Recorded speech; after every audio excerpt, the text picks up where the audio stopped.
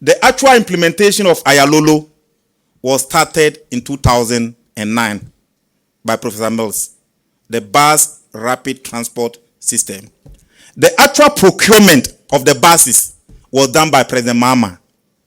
About 245 buses were bought. And out of the 245 buses, they sent 60 to Kumasi, they sent 10 to Takoradi, they sent 2 to Tamale.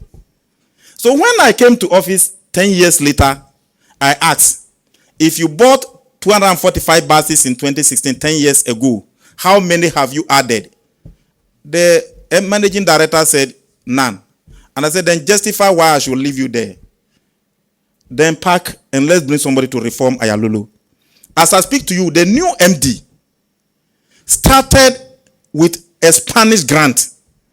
And we gave the letter to the Minister for Finance in November 2025. And you know, that was the first year of the minister, so he was too busy. So the ambassador was on us, so I was on us. The day we went to Gov't with the vice president, the finance minister called me, Ahmed, this is your thing. This is... So he signed it. It is now with the Spanish ambassador who was following us to make sure that the letter of no objection was signed by the finance minister for them to give us 1.something million euros for each corridor.